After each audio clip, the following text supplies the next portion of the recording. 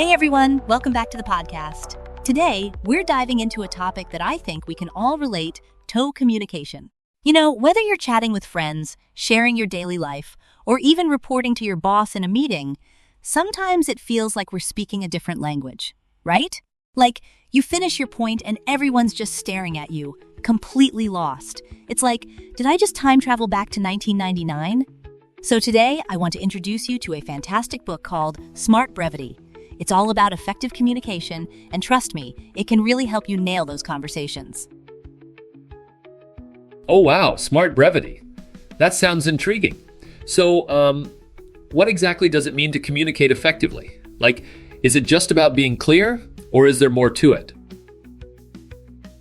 Great question. It's definitely more than just clarity. The book emphasizes 5 key tips that can transform how we communicate, whether it's in writing or speaking. The first tip is to have an audience-first mindset. You really need to think about your audience and not just your own perspective. Imagine you're at a party and you're telling a story. If you're just rambling on about your day without considering if they're interested, it's like throwing a boomerang and hoping it doesn't come back to hit you. Haha, right. So it's like when you're at a party and someone starts talking about their cat's diet for 20 minutes. I mean, I love cats, but I might zone out after the first few minutes. Exactly. You've got to keep it engaging. The second tip is to avoid being greedy with your points. Focus on one main idea. Think of it like a pizza. If you try to pile on every topping, it just becomes a mess. But if you stick to 1 or 2 quality toppings, it's delicious and memorable. Oh, I love pizza. So, does that mean I should just stick to one topic when I'm talking to my boss? Like, if I have 3 things to discuss, should I just pick the most important one?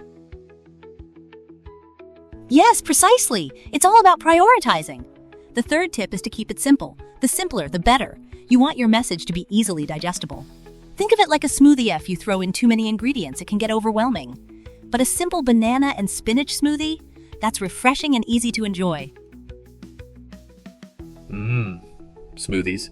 So, what if I'm trying to explain something complex like, I don't know, quantum physics? How do I keep that simple? That's a challenge. But you can break it down into bite-sized pieces. Use analogies that relate to everyday experiences. For instance, you could compare quantum entanglement to a pair of dance partners who are so in sync that even if they're miles apart, they still move together.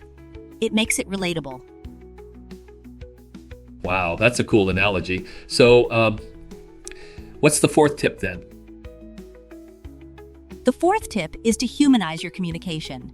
Be direct and relatable. People connect with stories and emotions. If you share a personal anecdote, it makes your message resonate more. Like, if you're discussing a project setback, share how it made you feel and what you learned from it. It's like opening a window into your experience. Oh, I love that. So, it's like when I tell my friends about my epic fail at trying to bake a cake. They laugh and it makes the story more engaging. Exactly. And finally, the last tip is to stop writing so much. Seriously, less is more. You don't need to over-explain. Just get to the point. Think of it like a good movie. If it drags on too long, you lose interest. Keep it concise. Wow, these tips are super helpful. So,